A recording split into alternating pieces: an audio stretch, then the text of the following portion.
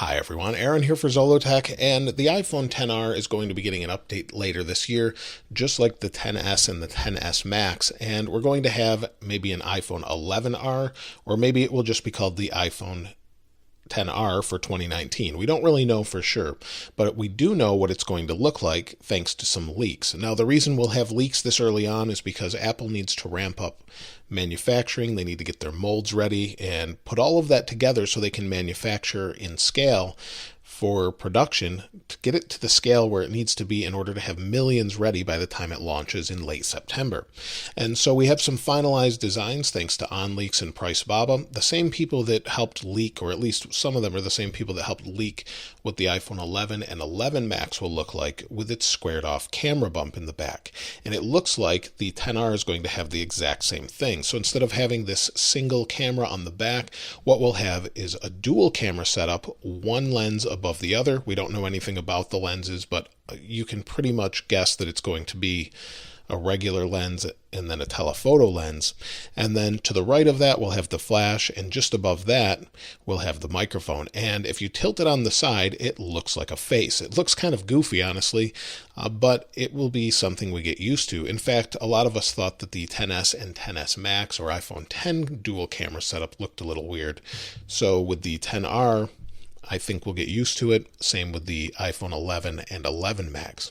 Now, aside from the finalized designs of it being aluminum, having a glass back with that squared off camera bump, on the front we have some seemingly finalized specs about the display, and apparently it's going to be the same LCD liquid retina display at 1792 by 828. Now, a lot of people will say this is terrible, but its pixel density is above 300 pixels per inch. You can't see the pixels, and I actually enjoy using the XR, and I'll have videos about that in the future coming up, but the display appears to be the same with the same kind of thicker bezels. That's a little bit unfortunate.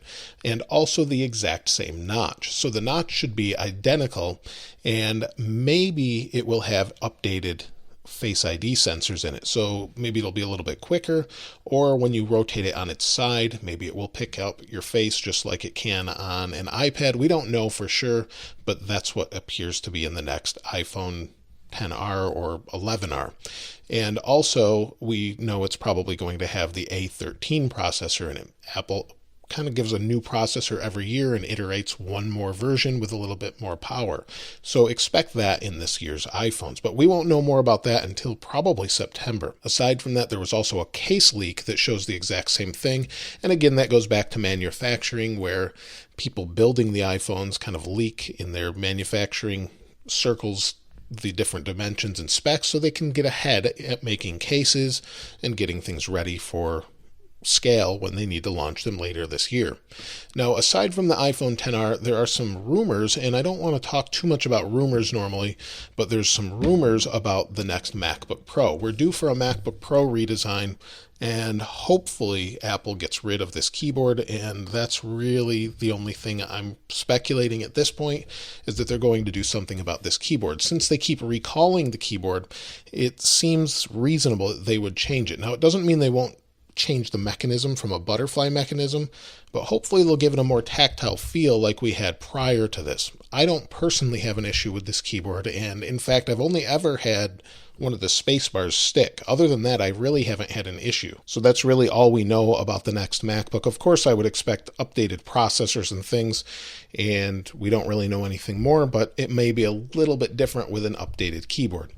Other than that, expect a new design. And then, of course, maybe at WWDC, we'll see the new Apple displays coming out later in the year and the Mac Pro. We've heard a couple rumors of the Mac Pro. Of course, Apple has said they're going to release one, but they haven't said when. But we do know that the next Mac Pro is going to be modular, and that Mac Pro hopefully will be shown at WWDC. The rumors that so far I've seen say that it could be incredibly expensive, which I don't really doubt since it's Apple, but could be up near $10,000 to start due to some very high-end processors.